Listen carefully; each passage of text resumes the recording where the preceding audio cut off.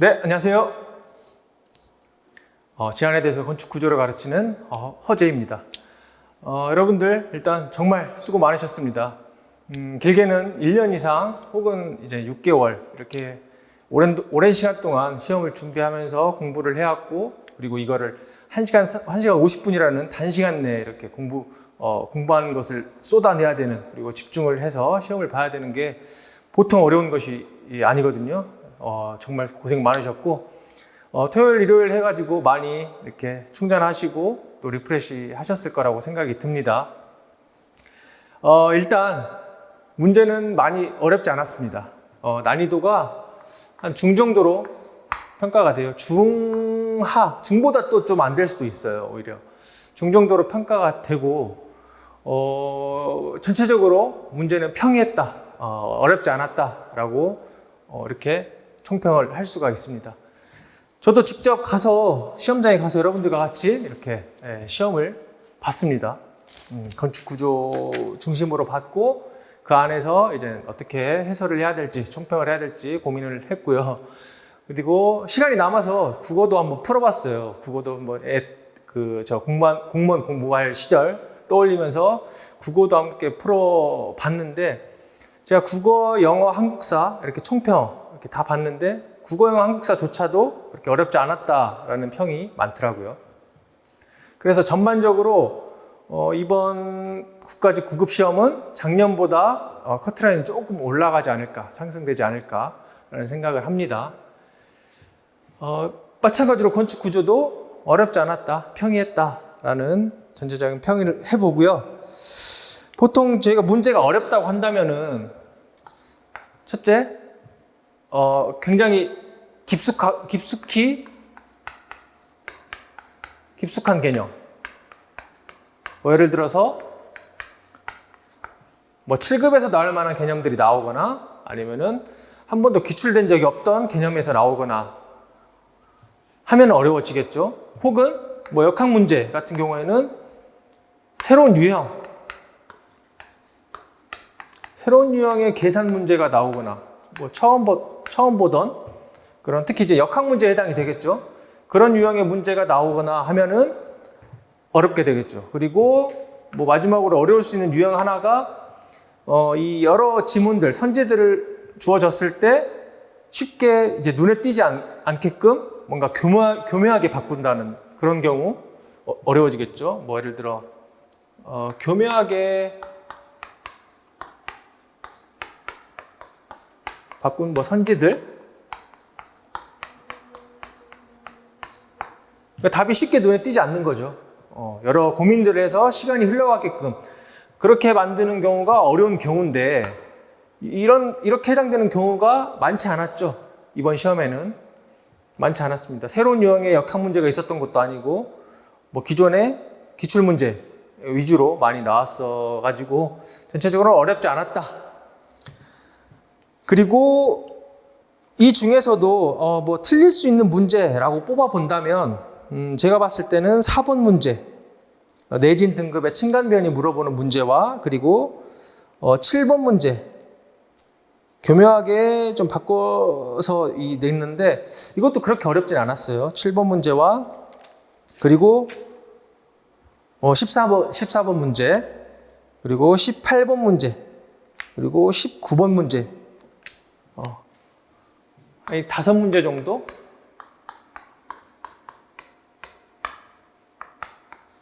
4번, 7번, 14번, 18번, 19번.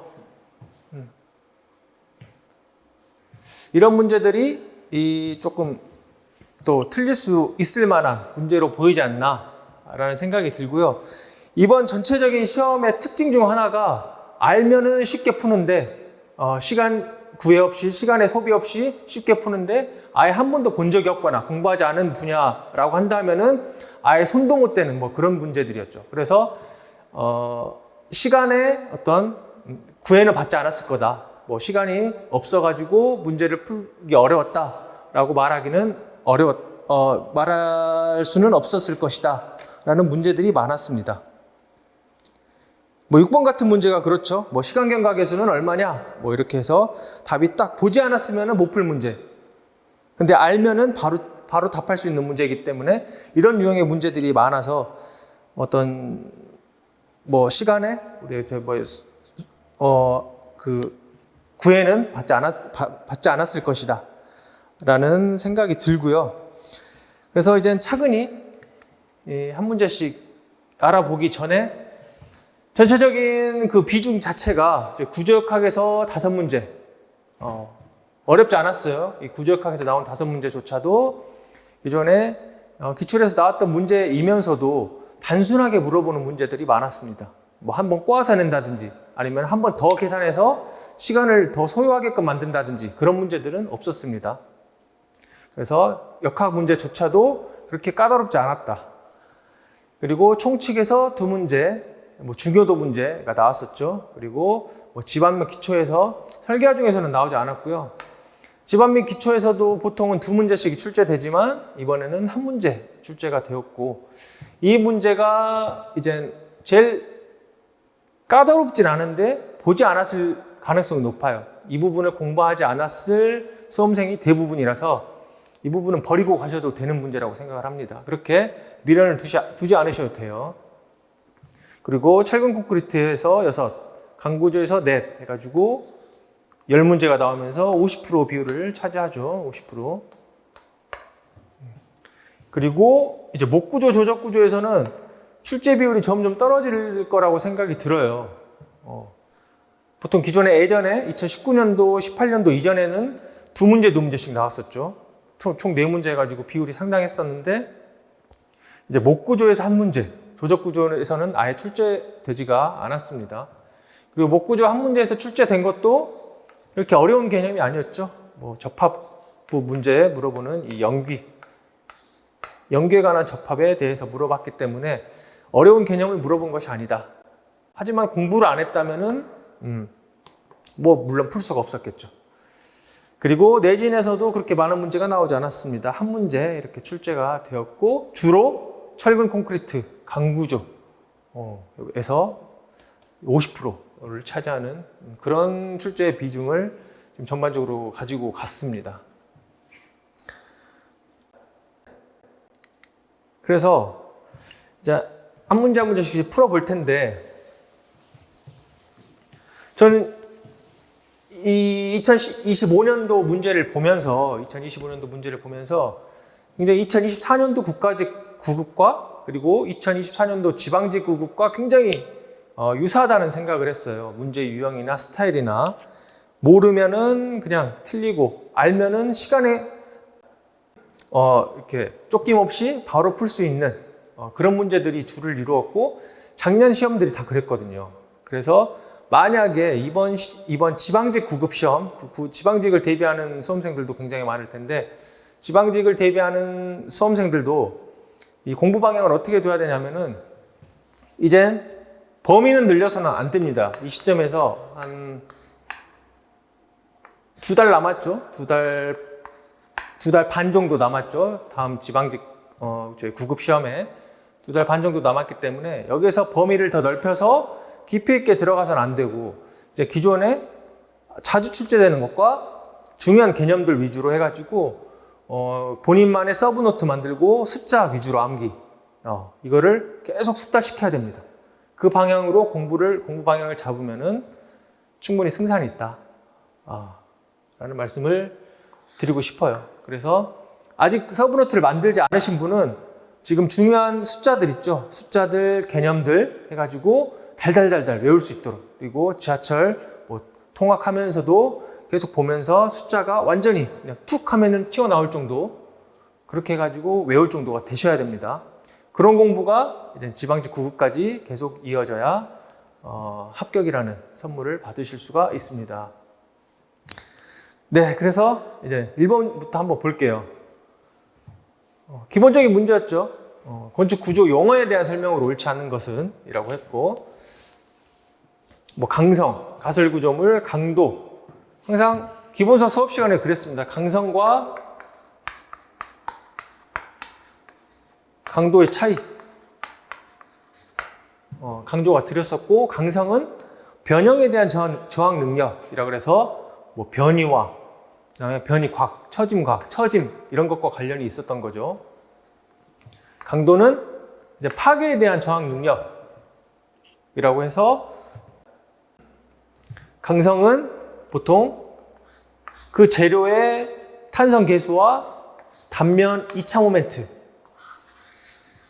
이게 지배하는 것이고, 만약에 이 I라는 게 크다 그러면 강성이 크다, 즉 처짐에 유리하다, 변형에 대한 저항 능력이 크다라고 할 수 있는 것이고, 강도는 말 그대로 우리가 공칭 강도, 설계 강도라고 하는 거죠. 부재가 파괴되지 않는다, 파괴되지 않는, 파괴돼서 저항하는 능력.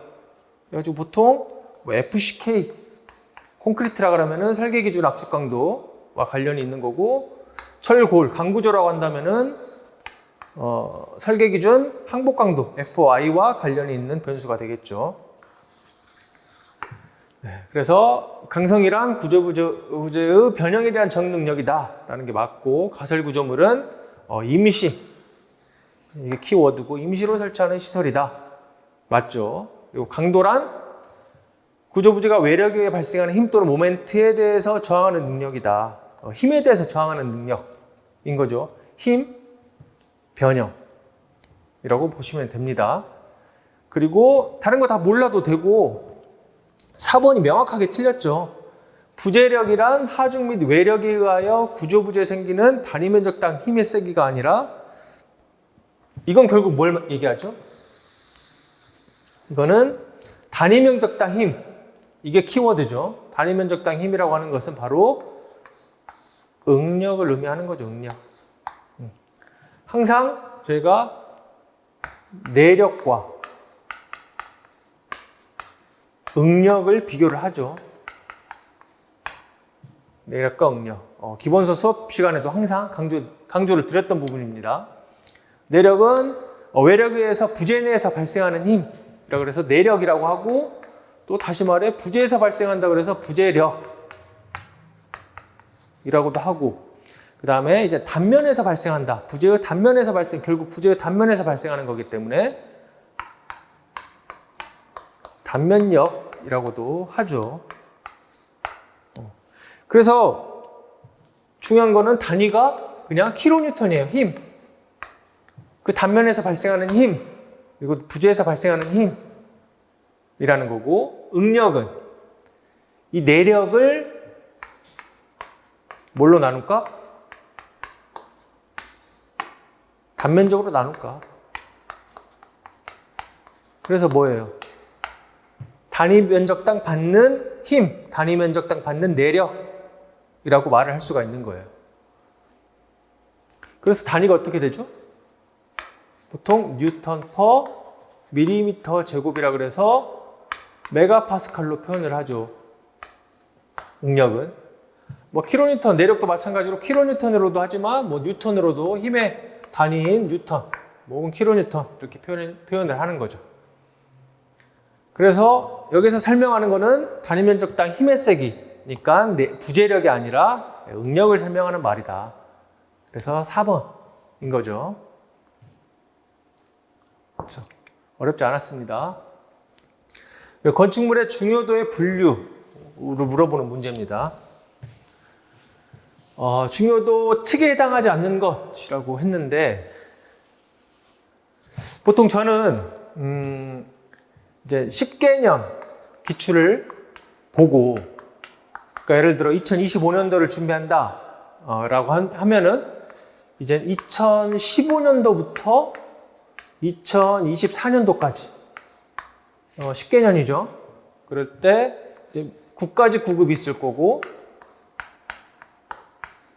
이제 지방직 구급이 있을 거죠. 그러면은 타에서 얼마입니까? 몇 개년도, 몇 회 정도 나오는 거죠, 시험이? 10개년에 각각 국가직, 지방직이니까 한 20회분 되는 거죠. 20회분. 그러니까 2025년도 대비를 하려면은 이 정도 기출은 봐야 된다라고 저는 보거든요. 그랬을 때 이 20회분 안에서 한 개 정도 나오는 개념, 한 번 정도 출제가 됐다 라고 하면은 경우에 따라서는 아예 안 봐도 되고, 그냥 한 번 나왔으니까 아예 안 봐도 되고, 혹은 이제 한 번 나왔더라도 이게 기본적인 개념이고 과거에 자주 출제되었다라고 하면은 봐줘야 된다라는 개념으로 저는 구분을 짓고 있는데, 일단 2번 이상이면 봐야 됩니다. 2번 이상이다. 2번 이상 나왔다. 통틀어서 20회분 중에 2번 이상 나왔다라고 하면은 반드시 가져가야 하는 개념이 맞고요. 한 번이 애매하죠. 한 번 나왔는데 굳이 해야 되나? 라고 생각이 드는데, 이 한 번 나오는 것 중에서도 이게 가져가야 되는 문제와 그 다음에 과감히 버려야 되는 문제로 나뉘거든요. 그러니까 가져가야 되는 문제는 방금 말씀드렸다시피 좀 기본적인 문제, 기본 개념과 관련 있는 문제, 혹은 10년 이전에라도 자주 출제되었던 문제라고 한다면은 가져가는 게 맞습니다. 가져가는 게. 그래서 저는 이 부분을 구분 지어줄 거예요. 가져가야 되는 개념이나 문제인지, 아니면 과감히 버려도 되는 문제인지를 제가 그 부분을 안내를 해 드릴 겁니다. 그래서 이 중요도 분류 문제도 10개년 통틀어서 이제 과거에는 많이 나왔죠. 또 과거에도 많이 나왔기 때문에 했는데, 10개년 안에 본다고 하면은 한 번 출제가 되었어요. 한 번.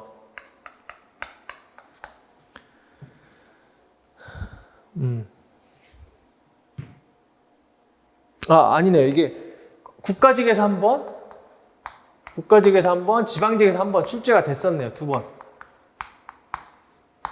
2번 출제가 됐었습니다. 이 10년 안에, 2015년도와 2024년 안에. 그렇기 때문에 이 중요도는 뭐 그전에도 많이 출제가 됐었고요. 그래서 반드시 가져갔어야만 하는 개념인 거죠. 그래서 중요도 특, 해당되지 않는 것은? 이라고 물어봤고, 뭐 종합병원이나 방송국, 그 다음에 이 부분이 헷갈렸던 부분이죠. 비상시 긴급대피 수용시설로 지정된 학교 건축물. 학교 건축물 자체는 중요도 1이지만, 1의 건물이지만, 어떻다? 뭐 지진이나, 그 다음에 뭐 그 자연재해가 발생했을 때, 뭐 이재민 수용시설 있죠. 이재민 수용시설이나 긴급대피 수용시설로 이 학교 체육관 이런 데가 지정이 되어 있거든요. 지정되어 있는 학교 건축물은 중요도 특으로 별도로 분류를 하고 있습니다. 그래서 이 4번도 중요도 특인 거고, 이 아파트 같은 경우에는 뭐다? 이 중요도 1이다. 아파트는 중요도 1에 해당한다. 특. 그러니까 보통 중요도 특 같은 경우에는 뭐 청사, 지방정부 청사, 그 다음에 중앙정부 청사, 그 다음에 전신국, 그 다음에 데이터 센터, 그 다음에 뭐 소방서. 그러니까 재난이 났을 때 우리가 긴급하게 돌아가야 되는 것들 있죠. 긴급하게 반드시 돌아가야 되는 건물들이 중요도 특에 분류가 되고, 그 다음에 전쟁이 났다. 뭐 종합병원. 그 다음에 별도로 수술실이 있는 병원도 이 중요도 특에 또 해당이 됩니다. 그다음에 뭐 방송국, 멀리 이렇게 뭐 전쟁 소식을 알려야 된다. 그 다음에 재해 소식을 알려야 되는 곳이기 때문에 방송국도 중요도 특에 들어가게 되는 거죠. 그래서 이 부분도 어렵지 않았다. 그 다음에 3번. 이 목구조에서 유일하게 목구조, 조적구조, 뭐 기타 구조를 통틀어서 나왔던 문제죠. 이 한 문제 딱 나왔습니다.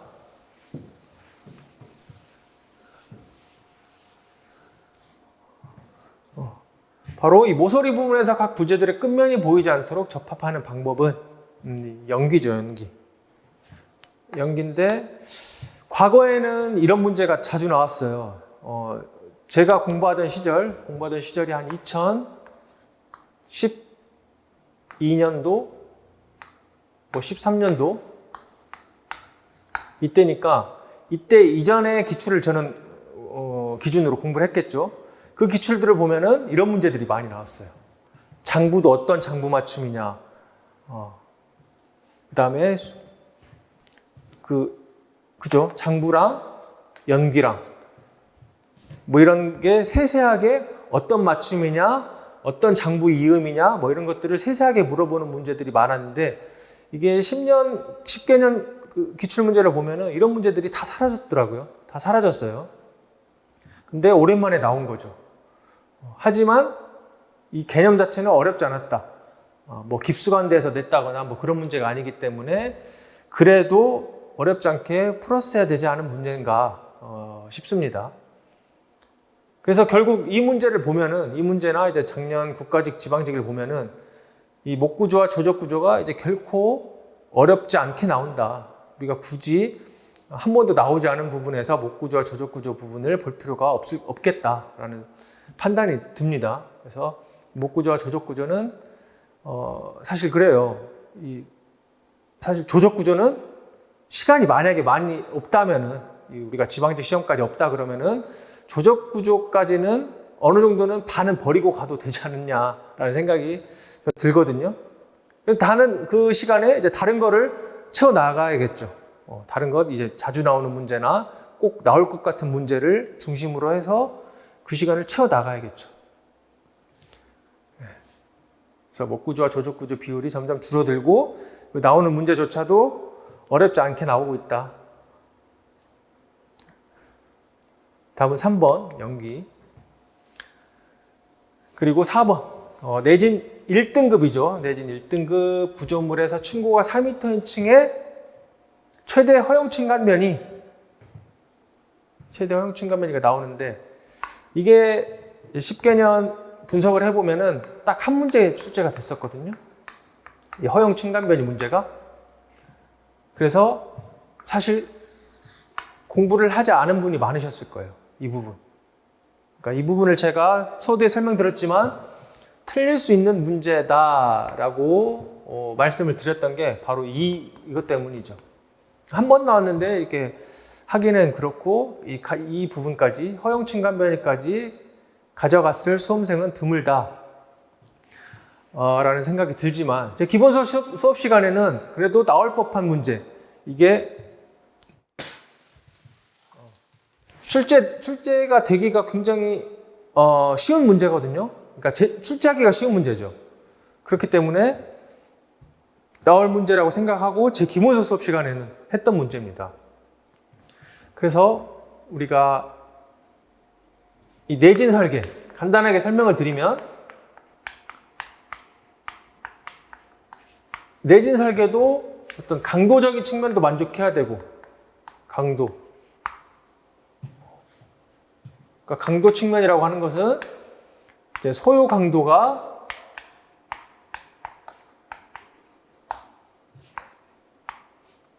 부재 강도보다 작도록 부재의 설계 강도보다 작도록 설계를 해야 되고 그리고 두 번째가 과도한 변이, 이제 변이 측면에서 허용 층간 변이 이거를 맞춰준다고 하면은 이제 층간 변이가 있겠죠.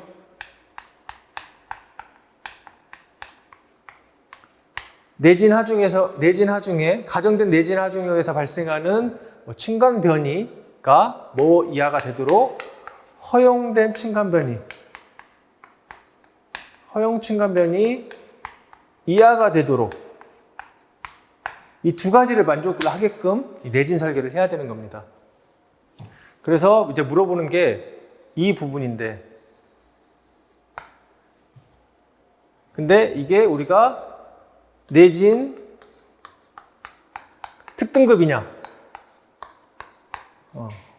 혹은 내진 로마자로 1등급이냐, 그 다음 내진 로마자로 2등급이냐에 따라 달라져요. 우리가 내진 특등급은 중요도 특에 해당되는 건물이죠. 그리고 내진 로마자 1등급은 중요도 1에 해당되는 등급이고, 그 다음에 내진 2등급은 중요도 2, 3에 해당되는 등급에 해당이 됩니다.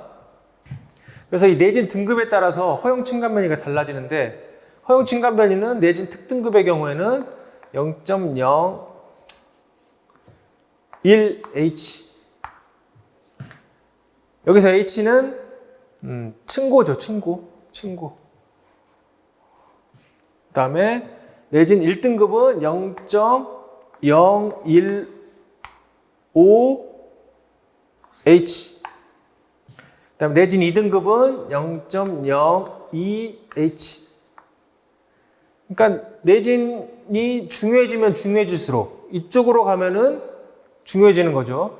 그러면 그럴수록 허용층간 변이가 어떻게 되죠? 줄어드는 게 맞죠. 허용층간 변이는 그만큼 더 제한적이다. 허용층간 변이가 점점점 내진 등급이 중요해질수록 줄어든다 라는 겁니다. 그래서 내진 지금 물어보는 게 1등급이고 내진 1등급의 허용층간 변이는 0.015H. 여기서 H는 층고이기 때문에 허용되는 최대 허용층간 변이는 0.015 곱하기 4,000 밀리미터로 계산을 해야겠죠. 그러면은 60mm가 나온다. 2번입니다. 그래서 이 부분까지는 이제 틀릴 수 있다고 보고 이 다음부터는 이제 허용층간 변이가 나온 거죠. 이제 2번 출제가 된 거죠. 그렇기 때문에 반드시 머릿속에 숙지를 하고 가셔야 됩니다. 허용층간 변이 이 부분을 반드시 이제부터 지방직 대비하는 것부터는 숙지를 하고 가셔야 된다. 그렇죠. 그 다음에 5번. 역학 문제네요. 역학 문제. 어렵지 않았어요. 역학 문제가. 이상하리만큼 꽃 문제도 없었고 너무 단순했죠. 뭔가 함정이 숨어 있는 게 아닌가. 오히려 좀 두려울 정도. 그 정도로 쉬웠습니다. 역학 문제는. 보면은 이 재료역학 문제였고 재료역학 문제였고 이제 축하중 부재 관련된 거였죠. 그래서 부재의 길이가 1m이고 한 변의 길이가 10mm인 정사각형 단면에 얼마? 2kN의 축방향 인장력이 작용하여 길이가 1mm에 늘어났대요. 그러면 바로 나와야 되죠. 축하중을 받는 축부재의 늘어난 길이, 변위를 물어보는 공식이 2A분의 PL이죠. 이 식은 어떻게 나오는 거죠? 그러니까 여기에서 이 델타는 늘어난 길이 혹은 줄어든 길이, 변화된 길이인 거고 P는 축하중, L은 그 부재의 길이, 전체의 길이, E는 재료 탄성계수, 그 다음에 A는 그 부재의 단면적 A. 근데 물어보는 거는 이 탄성계수, 이 값을 물어본 겁니다. 그러니까 다 주어진 거죠. P 주어졌고, L 주어졌고, A 주어졌고, 델타 1mm까지 주어졌으니까 이거를 변환을 해보면 이 값은 이게 넘어가고 이 델타가 아래로 넘어오면 되겠죠. 델타 A 그 다음에 이게 PL 이렇게 풀면 되고 델타가 1mm 곱하기 A가 길이가 10mm인 정사각형이니까 10mm 곱하기 10 그다음 P는 2kN이니까 이거를 뉴턴으로 바꿔줘야겠죠. 자연스럽게. 왜냐? 이 탄성계수 물어본 게 메가파스칼로 물어봤죠. 메가파스칼의 단위는 밀리미터 제곱분의 뉴턴이니까요. 이걸로 처음부터 다 기준을 맞춰줘야겠죠. 그래서 2kN을 뉴턴으로 바꿔주려면 10의 3승을 곱해줘야 된다.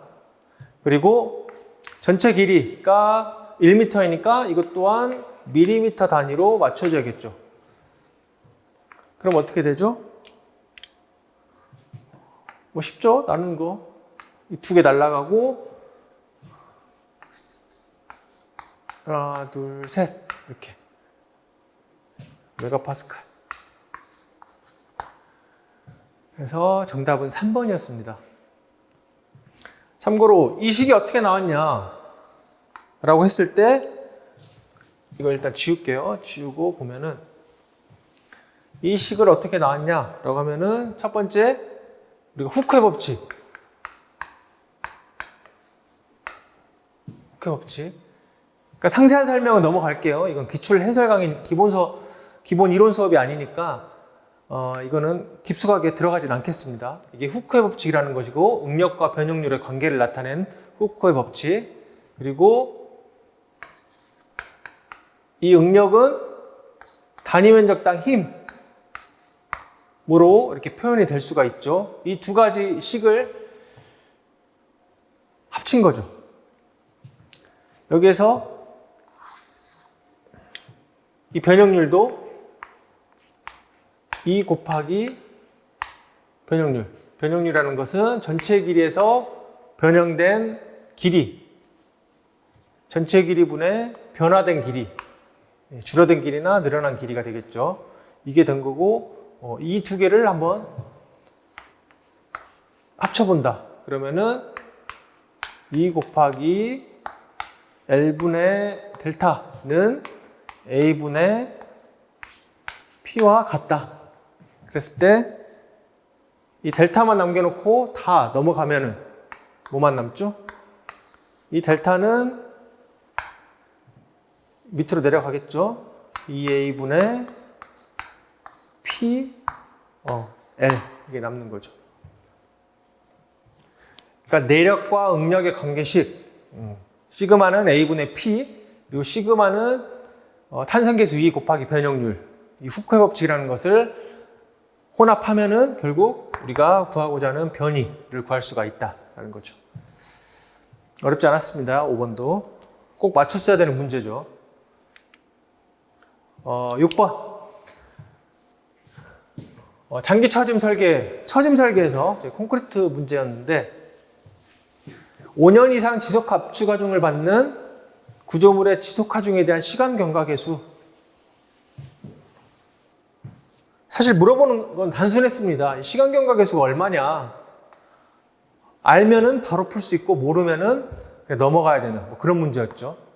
알면은 1초 만에 풀 수 있는 뭐 그런 문제. 이런 문제들이 많이 나왔다는 거예요. 저번 국가직 시험부터. 그래서 5년 이상은 어떻죠? 바로 2.0. 2.0. 그러니까 이게 바로 2024년도 국가직 9급에 출제가 됐었어요. 2024년도 국가직 9급에 어떻게 출제가 됐었냐?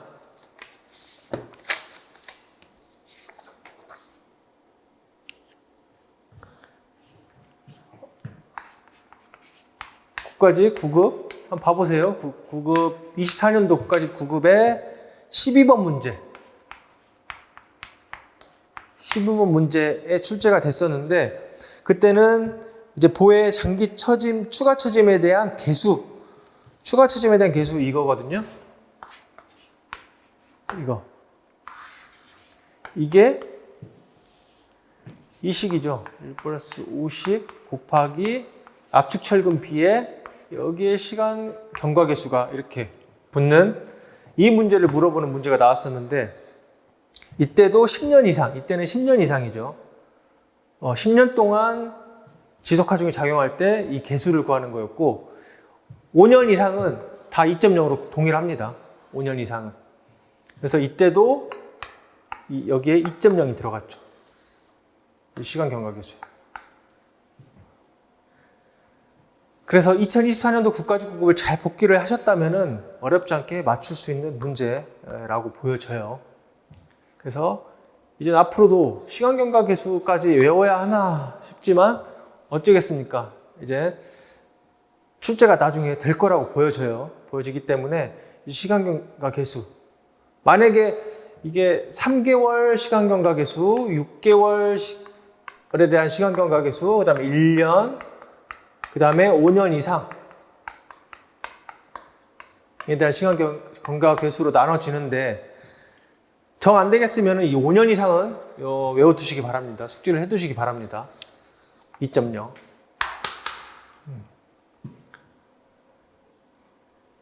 그래서 실제 이게 계산되는 문제가 이제 처짐을 구해라 라고 하는 문제까지 이어질 수가 있어요.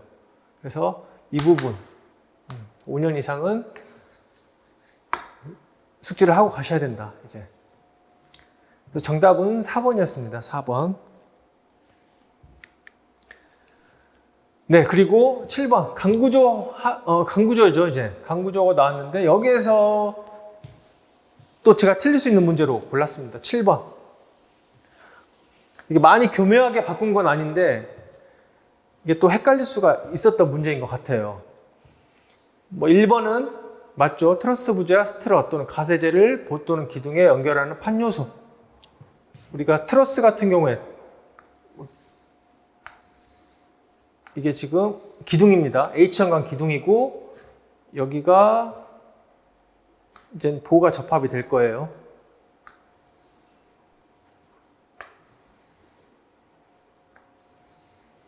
보가 접합이 되고 이제 트러스를 만약에 우리가 구성한다.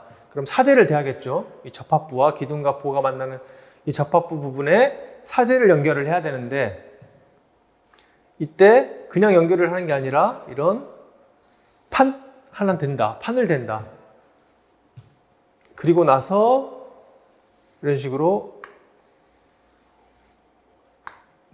연결이 되죠.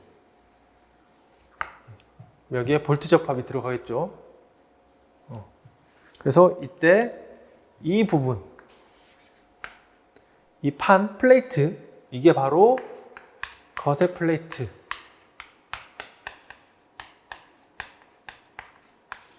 플레이트라고 한다. 그래서 트러스의 부재나 가세제, 브레이싱제를 보 또는 기둥에 연결하는 이 판 요소, 플레이트 요소를 바로 거세 플레이트라고 합니다. 그리고 네킹은 재료의 압축 시험 시 좋습니다. 압축 시험 시까지 좋은데 네킹은 많이 들어보셨을 거예요. 이게 하중 시험을 하고 이 압축 시험도 아니죠. 압축 시험도 아니고 재료의 인장 시험을 하는 경우죠. 쭉 강제를 늘어뜨리는 인장 시험을 할 경우에 어떻게 되죠? 그러니까 이렇게 해서 쭉 강제를 늘어뜨리는 시험을 해요. 쭉 늘어뜨리면 어떻게 되죠? 항복을 일단 하고 항복을 먼저 합니다. 하고 이제 그래프를 그려보면은 이게 P고 이게 델타다 라고 하면은 쭉 탄성에 있다가 그 다음에 어느 구간에 어느 지점에 도달하면은 항복을 합니다. 항복을 하고 나는 더 이상 이제 힘을 못 받겠다. 힘을 주지 않아도 변이만 늘어나는 그런 소성 상태가 되죠. 소성 상태가 되었다가 이제 변형도 경화라는 구역을 거치면서 다시 한번 더 힘을 받는 그런 구간이 생깁니다. 그러면서 이제 극한하중, 이 극한하중에 도달합니다. 극한하중. 여기는 인장하중이죠. 인장하중. 그래서 극한하중에 도달을 하고 이제 더 이상은 이제 힘을 못 받는 거죠. 힘을 못 받으면서 이제 파단이 일어납니다. 이때 이 구간에서는 어떤 모양이 일어나느냐, 강제에는 어떤 변화가 일어나느냐, 이렇게 마치 사람의 목처럼 얇아지는 이 부분이 얇아지는, 좀 호리호리해지는 그런 모습을 띠죠. 그래서 이러한 현상을 우리는 네킹 현상, 사람 목이죠, 그걸 따서 우리가 네킹 현상이라고 하는데, 이 네킹 현상은 언제 발생한다?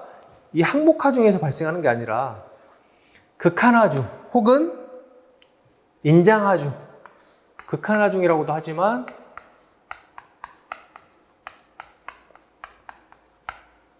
인장.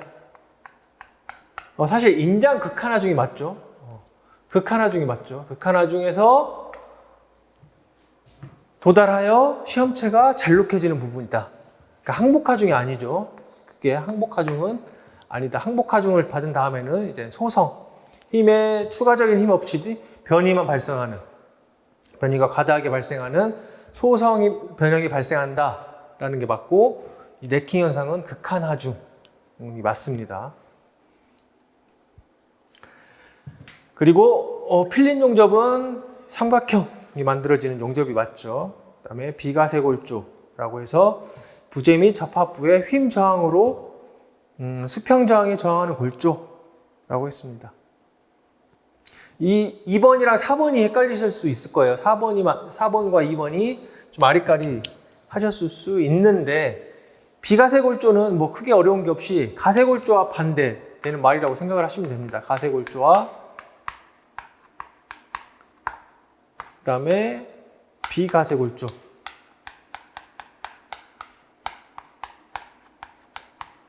말 그대로 가세골조라는 것은 방금 지워버렸지만 이 가세, 브레이싱, 가세라고 하는 이 부재의 충력에 의해서 저항한다 라는 게 그 개념이고요. 비가세골조는 말 그대로 가세가 없어요. 가세의 충력이 아니라 그냥 보화 기둥으로만 구성이 되어 있는 거죠. 보화 기둥에 의한 힘성능에 의해서 하중에 저항하는 골조가 바로 비가세골조다. 그러니까 가세가 있냐 없냐에 따라서 구분이 되는 거죠. 그래서 이 부분은 우리가 그 KDS 구조 기준의 강구조 용어 부분에서 그대로 나와 있는 겁니다.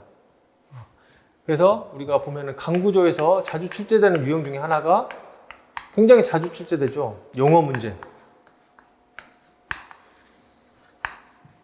이게 바로 다 KDS 구조 기준의 강구조 설계 파트에서 그 용어 부분에서도 용어 부분에 그대로 나와 있는 거를 이제 따온 거고요.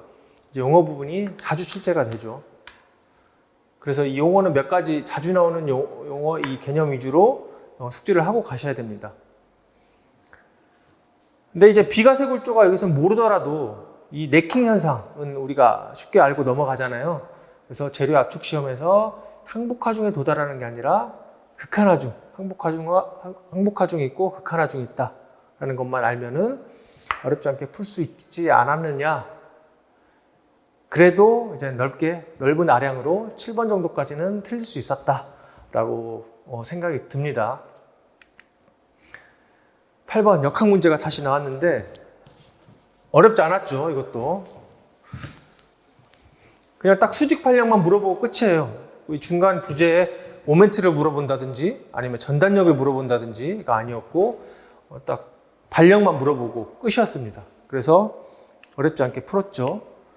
우리가 A를 알고 싶다 라고 하면은 이 B점에서의 모멘트는 0이다 라는 것만 구해주면 되겠죠.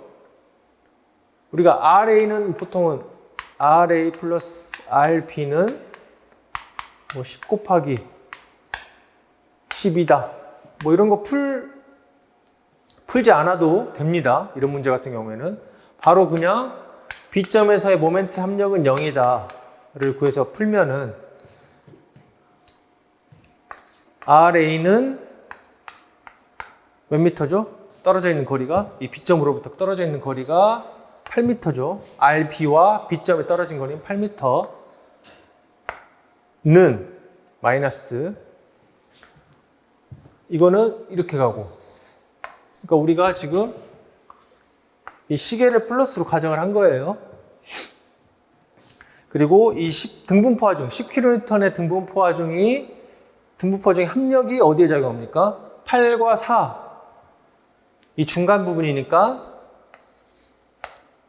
이 정도에 작용을 하겠죠. 그럼 여기서부터 떨어진 거리가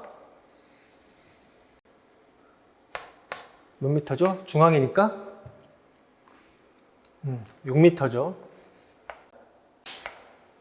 6m입니다. 그렇기 때문에 이 합력과 그다음에 B지점에서 떨어진 거리는 바로 2m죠. 2m. 그래서 10 곱하기 12 이게 등분포화 중에 전체 합력이고 곱하기 떨어진 거리 B점으로부터 떨어진 거리가 2m는 합력은 0이다를 풀면은 끝. 바로 나오는 거죠. 그래서 RA는 30. 어렵지 않았습니다. 정답은 1번. 역학은 맞췄어야 돼요. 모든 지금 역학 5문제 나왔는데 실은 다 맞췄어야 되죠. 다 맞췄어야 우리가 합격권에 갈 수가 있죠. 9번. 하중저항계수 설계법에 따른 강구조 부재 설계 기준에서 압축 부재의 상단부가 회전 고정 및 이동 자유인 것과 회전 고정 및 이동 자유인 거고 하단부가 회전 자유 및 이동 고정일 경우 요의 길이 계수 K의 이론값은 물어봤네요. 이게 바로 2024년도 국가직 9급에 1번 문제로 출제가 됐던 문제입니다. 9급 1번. 그러니까 그대로 이 문제가 나온 건 아니지만 이때도 이 하단부와 상단부에 지점 조건을 주어주고 요의 길이 계수 K가 얼마냐라는 문제였고 이때는 이제 0.7이었죠. 위에는 힌지, 그다음에 아래는 고정단을 물어보는 문제였기 때문에 K값 0.7을 물어보는 문제였고 바로 그 다음에 그러니까 이번에 이 요 길이 계수 K 물어보는 게 또 바로 나옵니다. 그래서 이번에는 어떤 걸 물어봤죠? 회전 고정이고 이동 자유.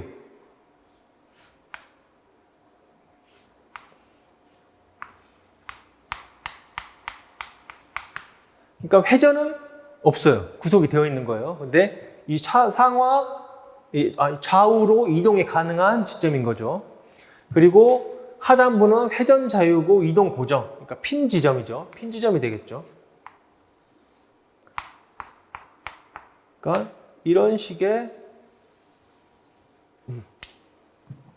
어떤 변형 형태가 되겠죠. 좌굴 형태가. 여기는 회전은 구속이 되어 있는 거예요. 회전 철임각이 없는 거죠. 그리고 여기서는 핀. 결국 회전 자유와 이동 고정이라는 것은 핀 지점을 의미한다. 핀. 이 모습 많이 봤죠? 우리 유효자굴 길이 계수 K 구할 때. 그러니까 이게 강구조 문제이기도 하지만 결국은 역학 문제였다. 역학 문제이기도 하다. 우리 좌굴 배우잖아요. 탄성 좌굴 하중을 구하기도 하고 그걸 통해서 좌굴 응력을 구하기도 하고 뭐 세장비를 구하기도 하고 그러니까 K 값을 구하는데 이동 자유, 회전 구속 이 부분만 알면은 어렵지 않게 우리가 충분히 공부했던 부분일 것이다. 부분이어야만 한다라는 거죠. 그래서 유자굴 길이 계수 K를 구하면은 이제 변형 형상이 이렇게 띄는 거죠. 그러니까 핀에 상응하는 길이가 바로 우리가 유효자굴 길이 계수를 의미하는 거기 때문에 그러니까 이 형태가 2배가 되는 거죠. 이 변형 형태 자체가 핀의 이런 좌굴 형태라고 봤을 때는 2배가 된다. 그래서 K는 2.0 되는 거죠. 그래서 저번 또 시험만 잘 복기를 했다면 2024년도 국가직 9급만 잘 시험 복기를 했다면 어렵지 않게 풀었어야만 하는 문제다. 틀리면은 안 됩니다. 이 부분에서 틀리면은 합격이랑 멀어져요. 더 공부하셔야 되는 거라는 의미입니다. 그래서 10번 철근 콘크리트 문제죠. 정착. 이제 RC에서 철콘에서 6문제가 나왔다 그랬죠. 6문제에서 휨제. 그러니까 보죠, 보. 보에서 4문제가 출제가 됐어요. 많이 출제됐죠. 많이 출제가 되었고, 그 다음에 한 문제가 바로 정착에서 한 문제가 출제가 되었죠. 정착에서 한 문제. 그리고, 어디서가 나왔죠?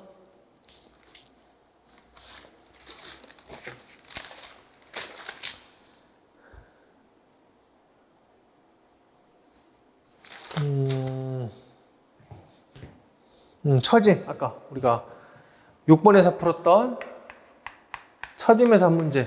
이렇게 총 6문제가 출제가 됐습니다. 그 중에 이제 처짐은 했고, 이제 정착 문제였는데, 이거는 굉장히 많이 나오죠. 인장 이용 철근의 정착끼리.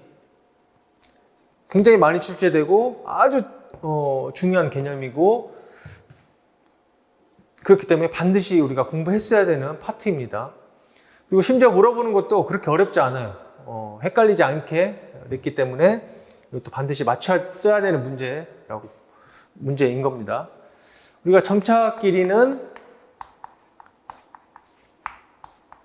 사실 여기서 정착에 대한 개념이나 뭐 정착 길이에 대한 개념까지 설명을 하면은 한도 끝도 없고, 이 정착 길이는 어떻게 결정이 되죠? 우리가 LD로 표현을 하죠. 인장 이형 철근의 정착 길이는 LD로 표현을 하고, 람다 FCK 콘크리트 설계 기준 압축 강도 분의 그다음에 0.9 FY 곱하기 이제 상세식이 있죠. dB 철근의 직경 dB C 플러스 KTR 여기서 뭐 알파, 베타, 감마 개수가 있고, 다시 최종적으로 이 철근의 직경을 곱하게 되면서 우리가 인장 이형 철근의 정착 길이라는 것을 구해주는데, 여기서 정착 길이 산정에 고려하지 않는 것은 뭐만 없죠? 철근의 공증질은 당연히 있죠. 그 다음에 철근의 탄성 계수는 없습니다. 철근의 탄성 계수가 우리가 인장 이형 철근의 정착 길이를 결정 지어주진 않아요. 아무 하등에 상관이 없습니다. 그리고 철근의 설계 기준 항복 강도, 그 다음에 콘크리트의 설계 기준 압축 강도 다 있죠. 있죠. 그래서 이 부분들, 어떤 부분들이 영향을 주느냐라는 문제는 아주 수도 없이 많이 출제가 되었던 문제죠. 그래서 철근의 탄성 계수는 관련이 없습니다. 정착 길이와 관련이 없다. 11번 문제, 트러스 문제가 나왔죠. 근데 너무 쉬웠죠. 왜냐? 바로 우리가 비점에서의 절점법을 이용해서 그 절점법 우리가 이용해서 풀면 되는데, 뭐 굳이 우리가 여기가 뭐 사제로 되어 있는 것도 아니고, 우리가 바로 이 100kN의 힘이 B로 내려오는 거죠. B 부재밖에 없는 거죠. 그래서 B점에서 100kN의 하중이 주어지는 거고, 여기에서 BE라는 부재력 밖에 없기 때문에 이 Y방향의 힘의 함력은 0이다를 이용을 하면은 바로 NBE, 그러니까 즉 B의 부재력은 바로 하중과 같은 거죠. 100kN이죠. 참고로 이제 압축이 되겠죠. 압축. 이거에 상쇄되는 힘의 함력이 0이 되기 위해서는 이 반대 방향의 힘이 작용을 하게 되기 때문에 압축이 될 것이다. 그리고 뭐 X방향의 힘은 같다라고 하면 뭔지는 모르겠지만 AB의 부재력과 BC의 부재력은 같겠죠. 그래서 가장 어렵지 않게 풀 수 있는 BE 부재를 또 내줬어요. BE의 부재력. 그래서 100kN이라고 쉽게 우리가 판단을 할 수 있었습니다. 사실 이렇게 풀지 않아도 되죠. 이 문제 같은 경우에는 우리가 눈으로만 봐도 우리가 풀 수 있어야 되는 문제죠. 그리고 12번.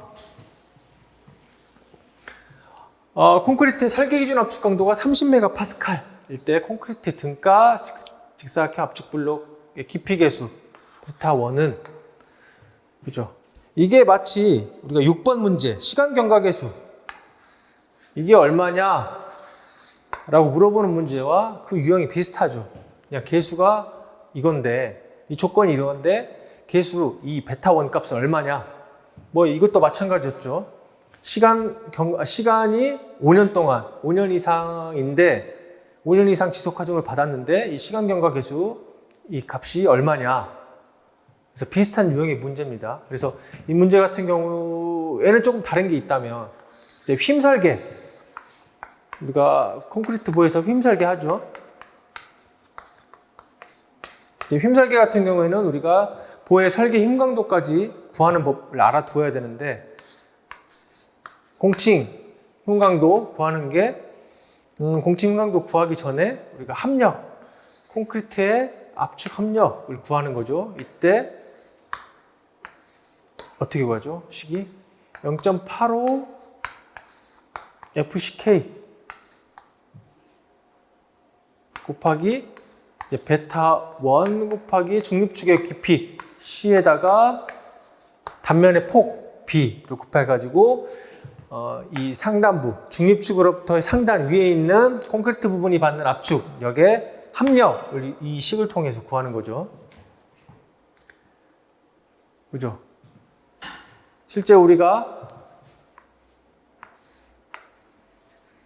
이게 단면이라고 하면은 이게 중립축이라고 우리가 가정을 해봅시다. 중립축이라고 가정을 해보면 여기는 철근이 있을 거고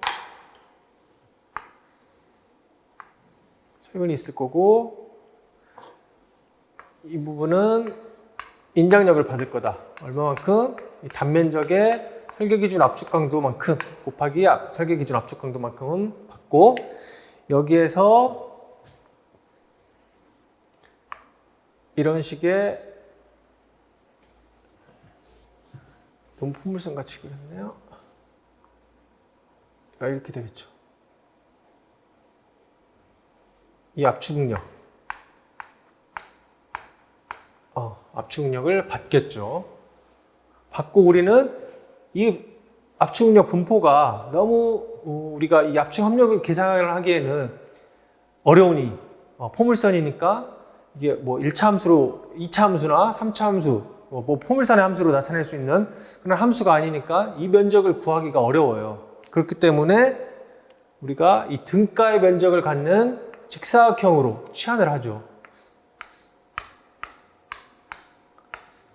그리고 이 깊이를 등가 응력 블록 깊이 A라고 표현을 하는 거죠. 이 A가 바로 베타1 곱하기 C를 의미하는 거고요. C는 아시겠죠? 이 중립축의 깊이입니다. 여기서부터 이 압축 연단으로부터 이 중립축으로부터의 거리, 중립축의 깊이를 우리가 C로 나타내는 거고 이 등가 응력 블록 깊이 A는 C의 일부 이 개수만큼을 베타1의 개수만큼을 곱한 값을 이 등가 응력 블록 깊이 A라고 우리가 나타내고 있죠. 그래서 우리가 구조 기준에서 이 베타1은 FCK가 40메가파스칼 이하인 경우에는 베타1을 0.8로 정하고 있습니다. 그래서 이게 뭐 몰라도 되는 부분은 아니고 이게 우리가 이 CC 압축 설계 휨 강도를 구하기 위해서는 이 압축 합력을 구하는 이 식을 알고 있어야 되기 때문에 이 베타1은 알고 있어야 되는 거였죠. 이 베타1을 알고 있어야만이 설계 휨 강도를 구하니까요. 보의 휨 강도, 공칭 휨 강도와 설계 휨 강도를 구할 수 있는 거였기 때문에 베타1은 당연히 알고 가는 계수인 거죠. 그래서 0.8을 적용을 하는 거다. 그래서 정답은 1번이었습니다. 네, 그 다음에 13번 문제. 이제 T형보죠. T형보인데, T형보는 이제 나왔었고, 예전에 한번 나왔었고, 반T형보가 나왔네요. 반T형.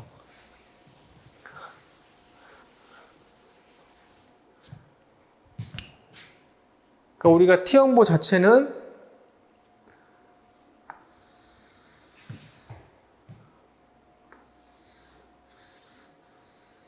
이렇게 해서 쭉 가고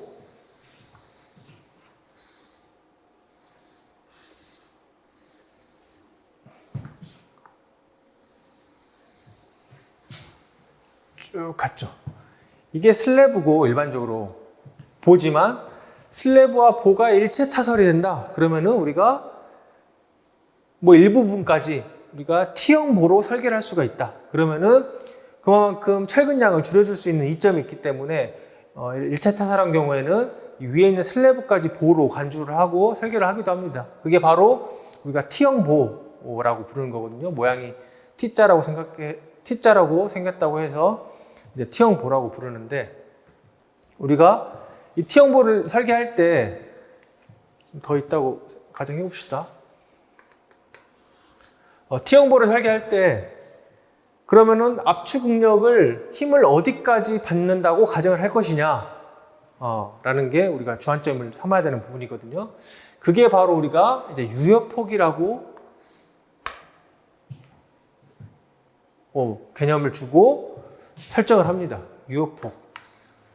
이마만큼 압축 응력을 받는다라고 우리가 가정을 합시다. 그게 이마만큼이 유효합니다. 압축 응력을 받는데 유효합니다. 라고 해서 유효폭을 계산을 하게 됩니다. 그래서 이마만큼을 가지고 실제 휨제를 설계를 하는 거죠. 그러면은 이 유효폭을 어떻게 산정하느냐라는 게 구조 기준에 나와 있는 거죠. 그래서 이게 일반 T형보고, 반 T형보라는 것은 이제 단부에 있는 거. 예를 들어 이제 여기 끝까지 쭉 가다가 단부가 있겠죠.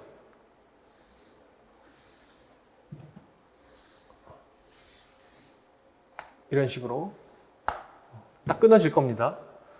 그래서 이거 같은 경우에는 이제 여기가 없죠. 오른쪽 부분이 없고 여기만 있는데 여기서 끊어질 거예요. 뭔진 모르지만. 그래서 이 부분을 BF, 유효폭이라고 우리가 보는 거죠. 그래서 이 단면을 기준으로 휨제를 설계를 하게 됩니다. 이때 이 BF를 구조 기준에서는 어떻게 제시를 하느냐를 물어보는 거죠.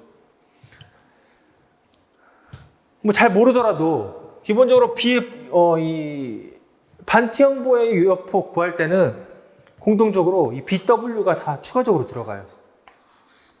추가적으로. 이 BW라고 하는 거는 뭐 다른 게 아니라 이 보의 보의폭이거든요. 보의폭. 순수 보의폭. 그러니까 여기서 W는 외부의 W를 딴 것이고, 우리가 강제 플랜지 외부라고 나누듯이 여기를 플랜지로 보는 거예요. 일종의 플랜지. 그리고 여기를 외부. 그러니까 복부라고도 하는데 외부라고 하는 거죠. 외부. 여기를 이제 우리가 플랜지. 그래서 BF라고 하죠. 플랜지의 폭이라고 해서 BF라고 표현을 하는 이유가 거기에 있습니다. 그래서 보경관의 12분의 1에다가 이 폭만큼 더해준 값, 그리고 인접보와 내측거리의 2분의 1. 이게 어디냐? 인접보와 내측거리라는 것은 이게 인접보죠. 이 T형보를 우리가 유효폭을 구하고 싶다라고 하면은 이 보의 인접보, 내측거리가 뭐죠? 이겁니다. 내측거리. 이거의 2분의 1 반띵. 그죠? 그러니까 이거죠, 이 거리. 이 거리에다가 BW를 더한 이 값. 이 값이 전체 이 반T형보의 유효폭으로 우리가 봐준다. 그리고 보의 경관에 우리가 12분의 1이라고 하거든요. 그러니까 보의 경관이라고 하는 것은 이게 보의 경관이 이걸 뜻하는 게 아니라, 보의 경관은 이렇게 뒤로 쭉 있겠죠. 이렇게 쭉 뒤로 있을 거예요. 그러니까 칠판 뒤쪽 방향으로, 뒷방향으로 쭉 나가 있는 이 보의 경관을 의미하는 거고, 이 경관의 12분의 1. 이게 바로 반티형보의 유효폭이다.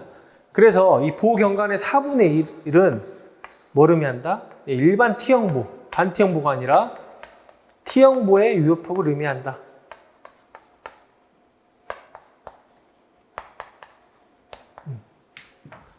그러니까 일반, 이걸 의미하죠. 반티형보가 아닌 일반 T형보의 유효폭이 보경관의 4분의 1이 유효폭이라고 우리가 기준을 삼고, 이거 같은 경우에는 BW가 없죠. BW가 없죠. 그리고 한쪽으로 내민 플랜지 두께의 6배. 이 내민 플랜지 두께의 이 두께가 결국 슬래브의 두께를 의미하는 건데, 이걸 TF라고 표현을 하면은 TF의 6배 더하기 여기다가 BW, 이 폭, 순수 보의 폭을 더한 이 값을 유효폭이라고 우리가 할 수 있다. 그래서 결국 이 세 가지 중에 미니멈 값을 최종 유효폭으로 우리가 결정을 하는 거죠. 최소값을. 어차피 최소값으로 보는 게 가장 불리한 거니까요.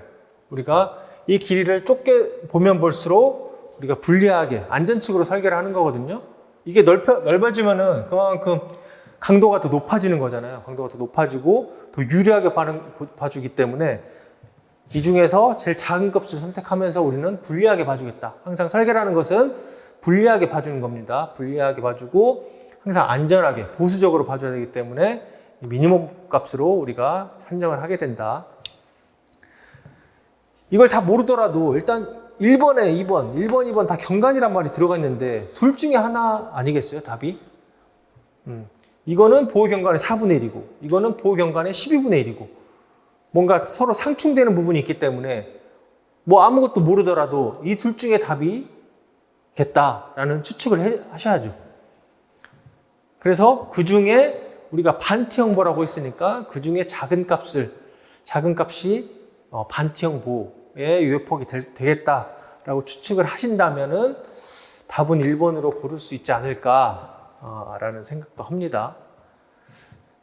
어쨌든 T형보 자체가 많이 출제되진 않지만 뭐 T형보의 설계의 흉강도를 구해라까지는 출제가 되진 않지만 이 T형보나 반티형보의 유효폭이 뭐냐라고 하는 부분은 출제가 되고 있기 때문에 이 부분도 개념을 가지고 가야 되는 파트입니다. 가지고 가야 되는 개념 중에 하나라고 보여져요. 그래서 이 부분도 숙지를 하셔야 된다. 14번 지우고 하겠습니다.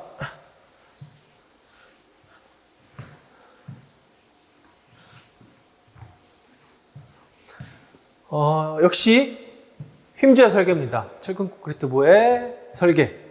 그래서 인장철근의 설계 기준 항복 강도 FY가 얼마다? 500MPa이다. 이때 최단 인장철근의 순 인장 변형률 입실론 T의 최소값은 최소값은이라고 했는데 만약에 FY가 400MPa이다.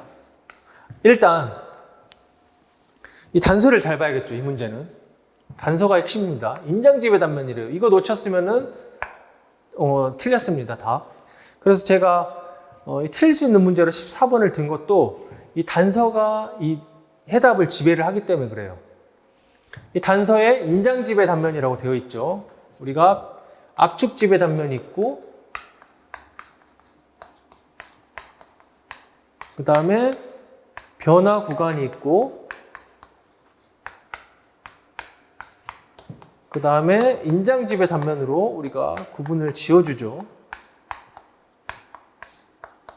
단면으로 구분을 지어주고 인장지배 단면의 이 한계값, 변화 구간과 인장지배의 이 사이를 딱 구분 지어주는 이 한계값이 어떻게 되죠? FY가 400MPa 인 경우 바로 입실론 y의 2.5배. 그렇죠? 그리고 FI가 400메가파스, 다시. 이 경우에는 그냥 0.005조. 이하인 경우. 근데 FI가 400메가파스칼을 초과한다. 어떻게 되죠? 2.5배의 입실론 Y가 되죠. 그러니까 설계 기준 항복 강도가 400메가파스칼에, 그러니까 철근의 설계 기준 항복 강도가 400메가파스칼을 초과하는 경우에는 이 2.5 입실론 Y 이상이면은 인장 지배 단면이 되는 거고, 이하이면은 변화 구간 단면이 된다. 뭐가? 최외단 인장 철근의 순 인장 변형률이, 즉 입실론 T가. 우리 입실론 T는 중립축 깊이 구해가지고 깊이 C 구해서 우리가 계산해 줘야 되는 값이죠. 그래서 나중에 이 입실론 T와 이것과 비교를 해가지고 인장 지배 단면이냐 변화 구간 단면이냐로 구해줘가지고 뭐가 달라지죠? 결국 이거에 따라서 뭐가 달라진다? 강도 감소 계수 파이가 달라진다. 그렇기 때문에 여기서 물어보는 것은 400메가파스칼 이하가 아니라 초과하는 문제였죠. 그래서 500메가파스칼이니까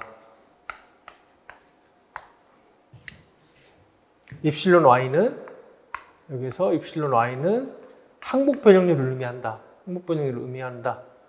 그래서 2에다가 FI를 나눠주면은 이 항복 변형률이 되죠. 그래서 우리가 철근의 탄성 개수는 20만이고 FI는 500. 그래서 500메가파스칼의 철근의 항복 변형률은 이걸 계산하면 어떻게 되죠? 뭐 2로 일단 나누면은 250. 그리고 0.0025가 나옵니다. 그래서 0.0025 곱하기 2.5 하면은 얼마다? 이거 나온다. 4번. 4번 나온다.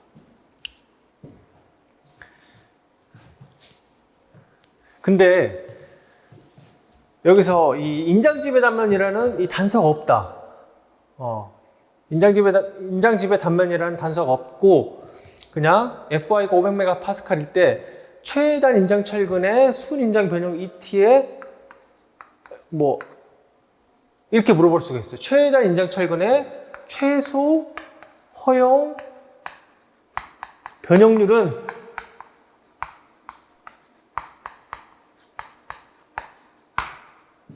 이라고 문제가 나올 수도 있거든요. 그러니까 인장지배 단면인지 인장지배 단면은 아니에요.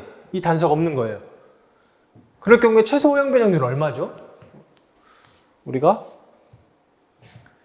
이 2.5 입실론 Y는 인장지배 단면과 이 변화 구간 단면 이거를 한계를 짓는 경계값이고 최소 허용 변형률은 그러니까 이만큼의 허용 변형률은 최소 가져야 된다라는 건데 우리가 구조 기준에서는 FI가 400메가파스칼 이하인 경우에는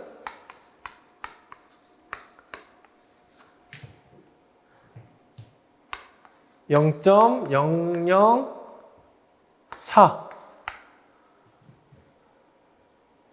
이고 FI가 또 여기서도 400메가파스칼을 초과하는 경우에는 2.0 입실론 Y가 되죠. 2.0. 그러니까 딱 계산한 입실론 T의 값이 우리가 계산한 인장철근의 순인장 변형률 입실론 T의 값이 최소 얼마 이상은 돼야 된다는 거죠. FI가 400메가파스칼 이하일 경우에는 0.004. FI가 400메가파스칼을 초과하는 경우에는 입실론 Y 항복 변형률의 2배만큼 허용 변형률을 가져야 된다. 그래서 어떻게 돼요? FY가 500MPa이다. 이 문제의 경우. 그러면 최소 허용 변형률은 2 곱하기 그대로 0.0025 해서 0.005가 되는 거죠. 그래서 혹여 어떤 분은 이렇게 이해를 해가지고 2번을 선택하신 분도 아마 있으실 거예요, 간혹. 근데 이 단서에 뭐라고 되어 있다? 이 보의 단면은 인장 집의 단면이다. 그래서 인장 집의 단면에서 가질 수 있는 최단 인장 철근의 인장 변형률은 바로 이걸 의미하는 거였죠. 2.5배 곱하기 항복 변형률. 그렇죠. 그래서 이 부분을 놓쳤을 가능성이 높다. 그래가지고 저는 14번을 틀릴 수 있는 문제다. 라고 오답률이 꽤나 높을 것이다 라고 예상되는 문제이기도 합니다. 네, 그 다음에 15번. 역시나 보호와 관련된 문제죠. 철근 콘크리트 보호와 관련된 문제. 중립축 깊이에 대해서 물어보는 문제였습니다. 별로 어렵지 않죠. 문제 자체도. 그냥 삼각형의 비례식만 아시면 돼요. 이 상황에서 인장 변형률이 0.00999, 이 극한 변형률에 도달했을 때죠. 이 극한 변형률만 알면 되죠. 극한 변형률. 뭐죠? 0.0033이죠.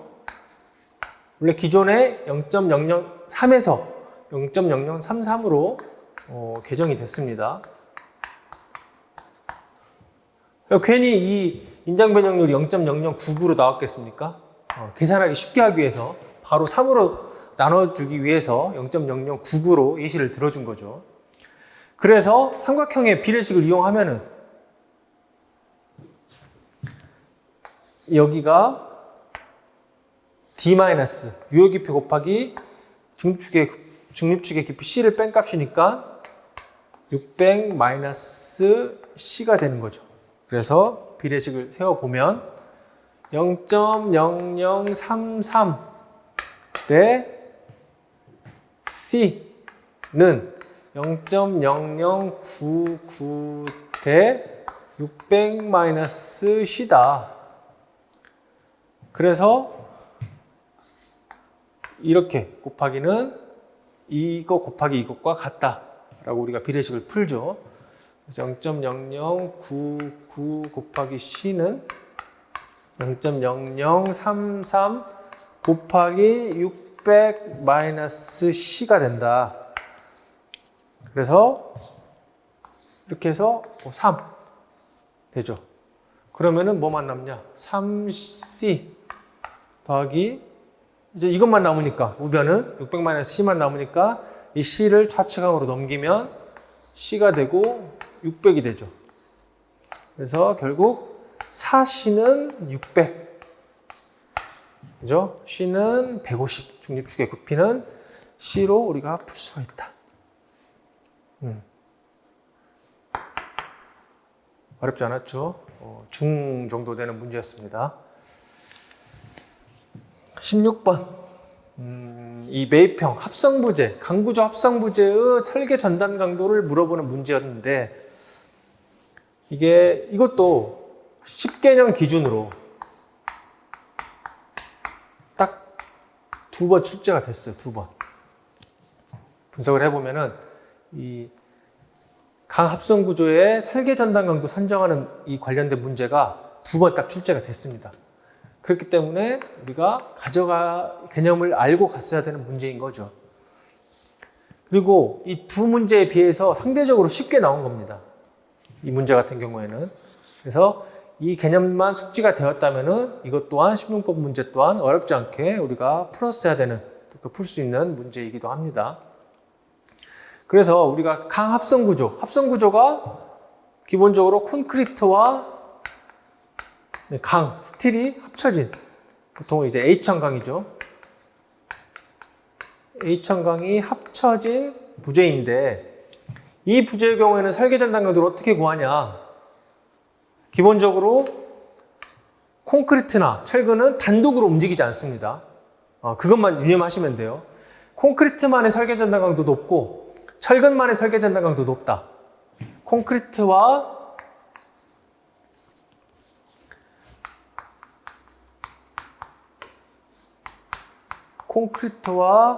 철근의 설계전당 강도 합. 첫 번째, 이렇게 구하든지 아니면은 두 번째, 강제 단면만의 설계 전당 강도로 합성 구조 부재의 설계 전당 강도를 구하든지 아니면은 세 번째, 이제 강제와 철근 설계 전당 강도 합으로 이 합성 부재의 설계 전당 강도를 구하든지 이렇게 해서 세 가지 방법으로 우리가 설계 전당 강도를 구해주고 있는 거죠. 그러니까 여기서 보면은 콘크리트만의 설계 전당 강도는 없죠. 그리고 철근만의 설계 전당 강도는 없습니다. 철근은 어떻게든 합쳐져야 되는 거죠. 그리고 항상 콘크리트와 철근은 붙어 다닌다. 짝꿍이다. 단독으로 콘크리트만 단독으로 쓰이는 경우는 없습니다. 항상 철근과 세트로 가는 짝꿍, 붙어 다니는 재료이다 라고 생각을 하시면 이 문제 푸는 것도 그렇게 어렵지 않죠. 이 개념 이해하는 것도 어렵지 않을 거라고 생각이 듭니다. 그래서 나머지 철근만의 설계 전당 강도로 우리가 고려하지 않고 콘크리트만의 설계 전당 강도로도 고려하지 않고 철근과 콘크리트 설계 전당 강도의 합으로 우리가 판단을 하든지 아니면 강제 단면만의 설계 전당 강도로 판단을 하든지. 그래서 정답은 3번이죠. 그렇다고 강제 단면의 공칭 전당 강도와 콘크리트의 공칭 전당 강도 합으로 보지도 않습니다. 너무 과대평가를 하는 거죠. 그럴 경우에는 강제 단면의 공칭 전당 강도와 철근의 공칭 전당 강도의 합으로 보든지 하는 거죠. 철근.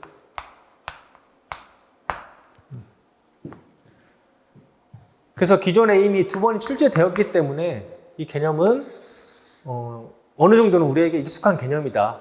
아예 생소한 개념은 아니었다 라고 하는 겁니다. 17번 역학 문제죠.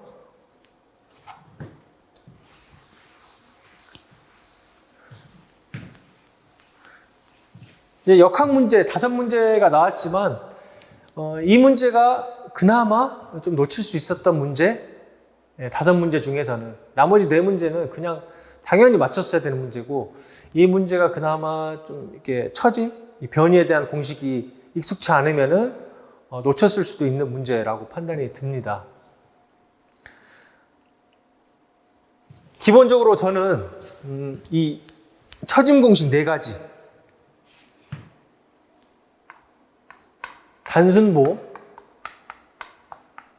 단순보에서 집중하중을 받는 단순보, 그 다음에 등분포하중을 받는 단순보, 그죠? 케이스 1, 케이스 2, 그리고 이제 캔틸레버보에서 또 구분이 되죠. 집중하중을 받는 캔틸레버보와 등분포하중을 받는 캔틸레버보. 이렇게 구분이 되는데 첫 번째, 두 번째, 세 번째, 네 번째 최소 이 4가지는 공식을 외워라. 외우면 3대가 좋다라고 제가 말을 할 만큼 이 시간 단축 효과가 너무 좋아요. 이걸 외워두면은 시간 단축할 수 있는 뭐 3분, 4분 이렇게 풀 것을 그냥 20초, 30초 만에 풀 수가 있거든요. 그래서 더도 말고 덜도 말고 이 4가지 공식, 4가지 변이 구하는 공식은 외워졌으면 하는 마음입니다. 그냥 외우세요. 외우고 이 증명을 하고 외우셔도 좋습니다. 하지만 시험장 가서는 증명은 안 된다. 무조건 외워서 풀어라. 공무원 시험은 그래야만 합니다. 그래서 집중하중을 받는 단순보는 그러니까 각각 이 집중하중 같은 경우 집중하중을 받는 단순보는 중앙부에서 집중하중이 작용하는 겁니다. 그래서 이거 같은 경우에는 48이i분의 PL의 3승. 그리고 등분포 하중을 받는 단순보는 오히려 많이 외우셨을 거예요. 이 부분은 익숙하실 거예요. 384 2i분의 5 오메가 L의 4승.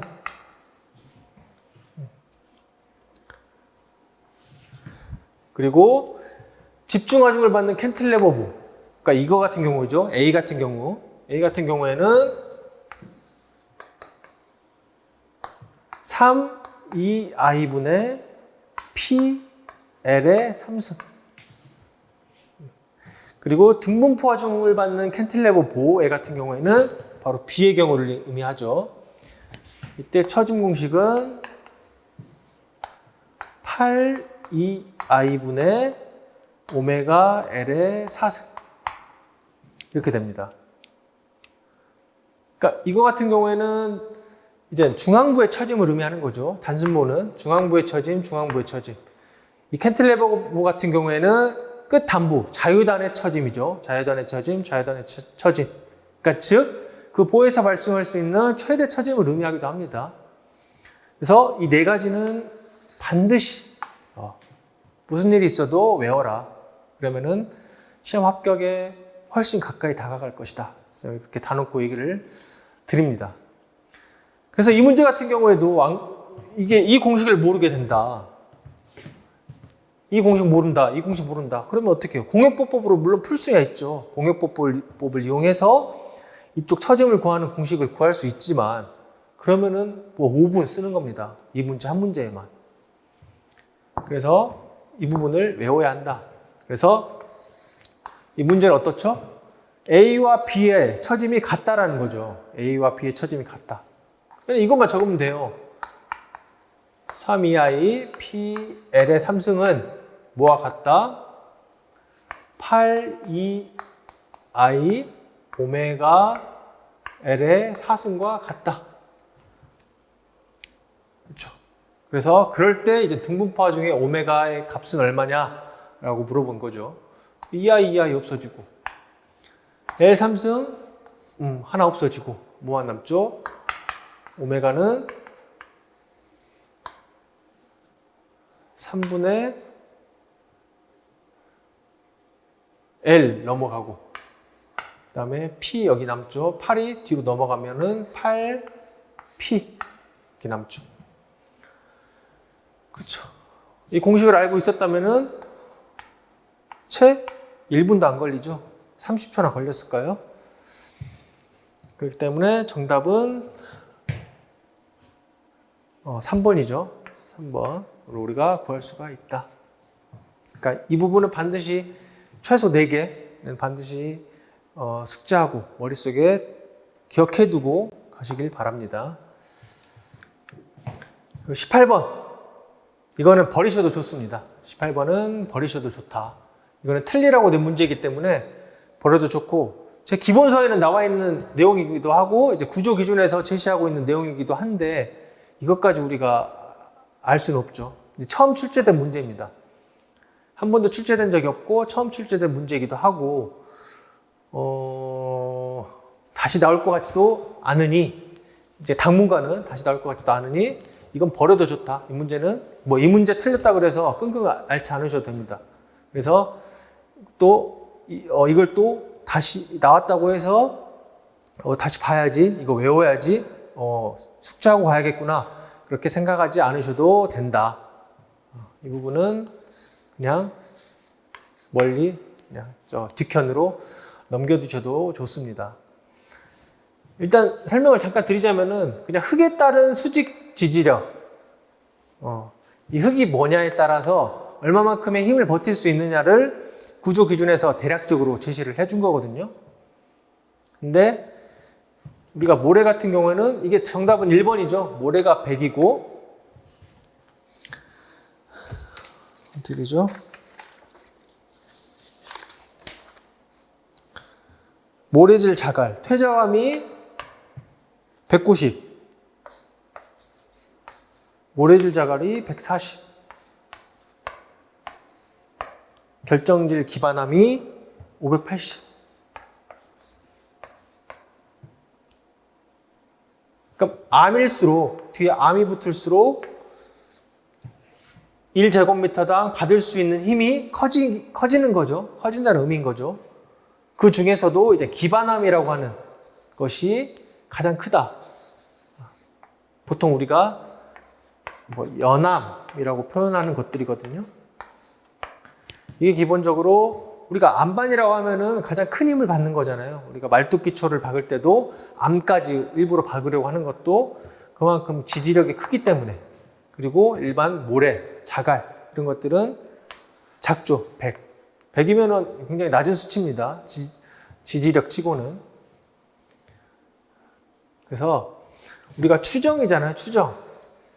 우리가 보통 지지력을 계산하기 위해서는 그 집안의 지지력, 얼마만큼의 그 집안이, 흙이 힘을 버틸 수 있느냐를 계산해 주기 위해서는 평판제화 시험이라든지 평판제화 혹은 뭐 SPT, 표준 건입시험이라고 하죠. 이 시험 등을 통해서 우리가 실제 우리가 지어질 건물의 그 현장의 흙의 지지력을 구하는데, 이게 만약에 이거 하기 전에, 이 시험을 하기 전에 대략적으로 우리가 지지력을 추정하고 싶다. 그러니까 기본 설계를 할 때죠. 기본 기초에 대한 기본 설계를 할 때, 그러니까 이 시험 작업이 들어가기 전에 우리가 추정을 하는데, 그 추정을 하기 위한 값입니다. 그래서 그냥 대충 모래는 이렇다.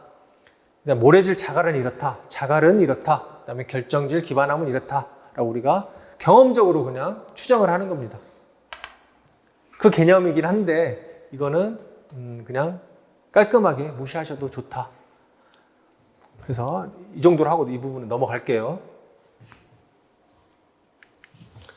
네, 그래서 19번. 강구조에서 집중하중이나 반력에 바로 인접한 부위, 외부판의 국부 파괴 한계 상태는, 이 집중하중 같은 경우에도 자주 출제되는 분야가 아니기 때문에, 그러니까 집중하중, 그러니까 강구조에서 나오는 거죠. 강구조에서, 강구조 같은 경우에는 뭐에 취약하다? 좌굴에 취약하다. 그렇기 때문에 이 강구조는 집중하중을 받는 경우에 그 부분에 좌굴이 일어날 가능성이 높다. 국부적으로 좌굴, 국부 항복 뭐 이런 것들에 취약하다. 그래서 이 콘크리트와는 다르게 집중하중이 받는 것이 예상이 되거나 우려가 되는 경우에는 그 부분에 대한 보강을 추가로 해줘야 됩니다. 보강을. 그러니까 집중하중, 등분파중은 해당이 안 돼요. 집중하중을 받을 경우에요. 그래서 그게 이제 설계 강도보다 아래다. 소요 강도가 만약에 크다. 집중하중에 대한 설계 강도겠죠.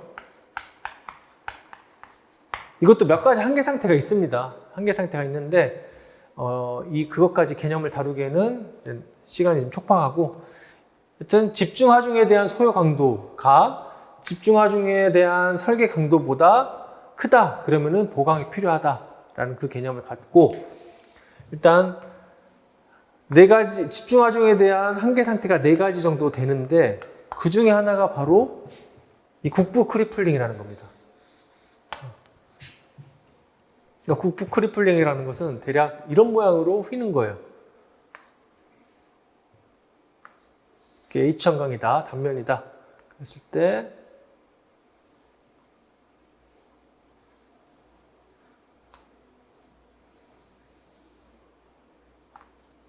이런 식으로 국부적으로 이 외부 부분에 휘는 거죠. 그러니까 전체적으로 휘는 것도 아니고 일부 이렇게 좀 찌그러지는 모양 같이 좌골이 발생하는 게 바로 국부 크리플링이다.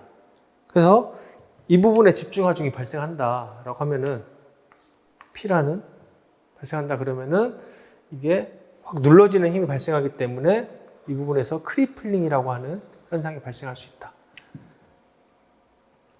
그죠? 정답은 4번입니다. 4번인데 이 부분도 집중하중이 자주 출제되는 문제가 아니고 이제 10개년 분석을 해보면은 한 번 정도 출제가 됐어요. 한 번. 맞죠? 한 번 정도 출제가 돼서 이게 가져가야 하는 문제라고까지는 생각이 들진 않아요. 집중하중이라는 것은.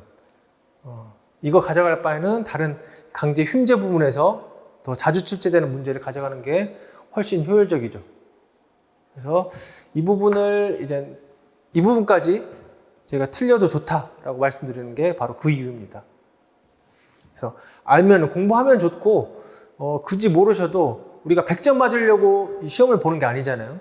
그러니까 틀릴 거 틀리고 전략적으로 가져갈 건 가져가고 버릴 건 버리고 뭐 그런 전략적인 접근이 필요한 것이지 우리가 100점 맞으려고 우리 공부를 뭐 학문적으로 접근한다 뭐 그런 건 아니기 때문에 이거는 그 개 중에서도 버려도 우리가 가져가지 않아도 되는 문제로 픽하기 괜찮다. 집중하중에 대한 문제.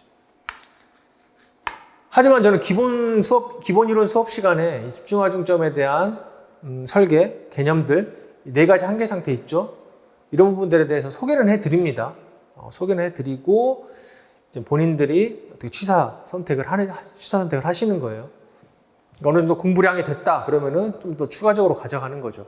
근데 시간이 촉박하고 일단 여기서 승부를 보고 싶다라고 하면은 과감하게 버릴 수 있는 파트라고 보여져요. 그래서 그 부분들을 잘 판단을 하시기 바랍니다. 그리고 마지막으로 20번. 이제 역학 문제였죠. 역학 문제였고 이것 또한 어렵지 않고 단순하게 물어보는 문제였습니다. 전단력도와 힘 모멘트도. 그리고 이 구조물 자체도 어렵지 않아요. 그냥 집중하중을 받는 단순부였기 때문에. 그래서 해석을 해보면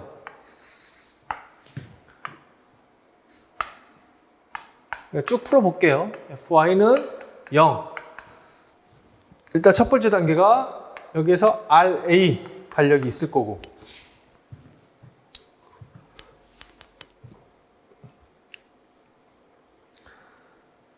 RA에 대한 반력이 있을 거고 수평력도 있겠죠. 힌지니까. 그 다음에 여기 수직 반력만 존재하겠죠. 롤러니까 RB. 수평 방향의 힘은 합력은 0이다. 당연히 0이죠. HA는 0이다. 생략을 하겠습니다.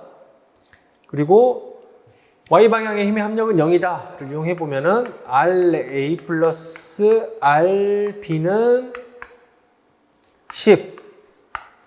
그리고 B점. 그래서 모멘트 합력은 0이다. 먼저 이용해 볼까요?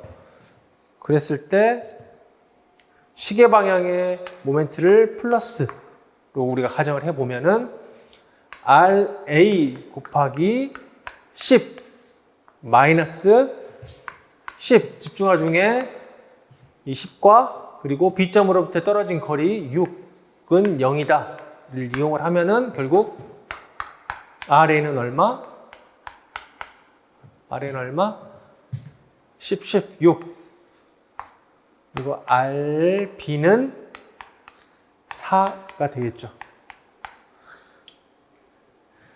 근데 기본적으로 우리가 이렇게 풀지 않더라도 이렇게 간단한 문제는 이 10이 어떻게 나눠지느냐. 결국 이 두 개의 합이 10이어야 된단 말이에요. 근데 각각 어떻게 나눠지느냐. 이 길이만큼 나눠지는 거예요. 어쨌든 이 가까운 거리에 있는 이 지점에서의 수직 반력이 더 크겠죠. 거리가 더 가까우니까. 더 가까우니까. 그게 얼마만큼의 분배되냐. 전체의 길이분의 이 반대편의 거리. 6만큼 여기로 가져가는 거고.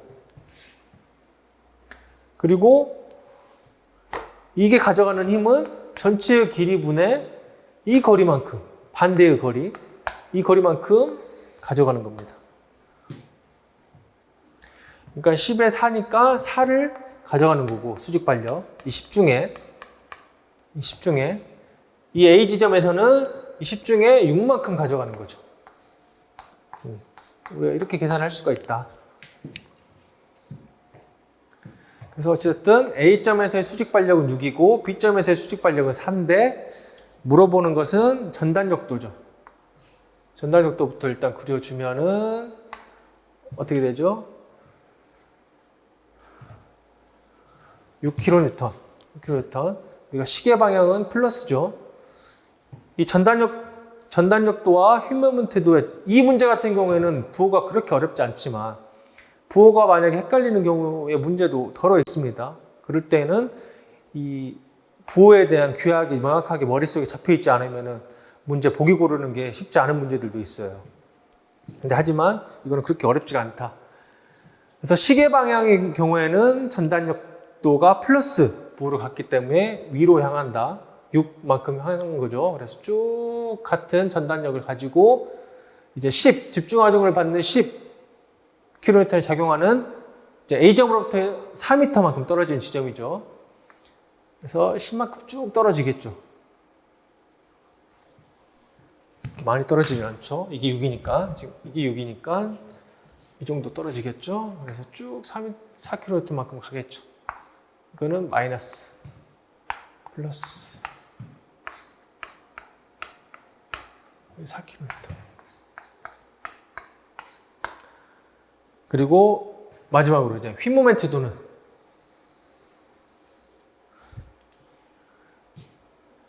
어차피 여기를 기준으로 갔을 때 시계 방향으로 가는 건 플러스니까 6 곱하기 4. 점점 선형으로 변하는 거죠. 거리에 비례해서. 그러니까 여기에서 정점을 찍고 24죠.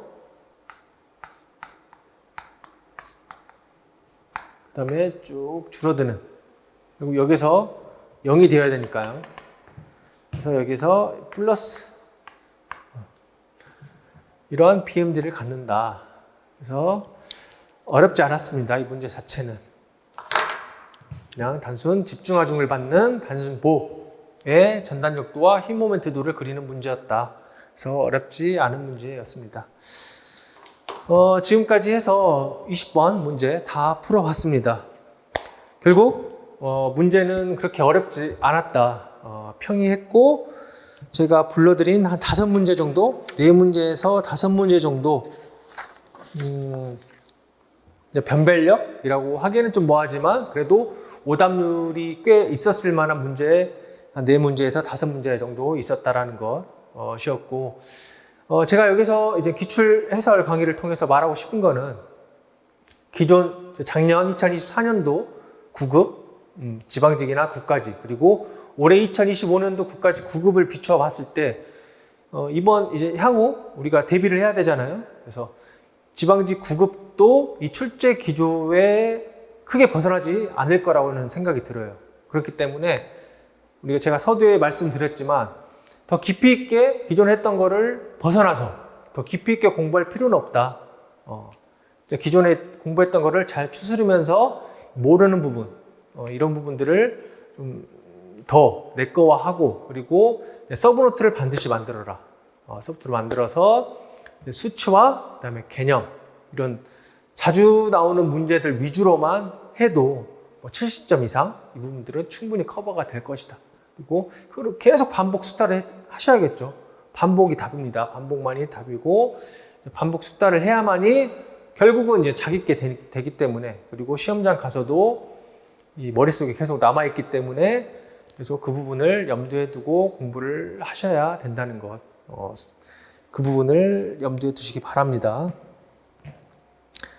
그래요. 어찌됐든 이번에 합격권이신 분들은 좀 여유 있는 마음으로 기다리면 좋겠지만 이제 지방직을 목표로 하시거나 아직은 때가 아니신 분들은 이제 바로 치고 나갈 준비를 하셔야겠죠. 주말에 쉬셨으면은 바로 오늘부터 또 치고 나가셔야 할 준비를 하셔야 되니까 다시 마음을 잘 정돈하시고 준비를 하시기 바랍니다.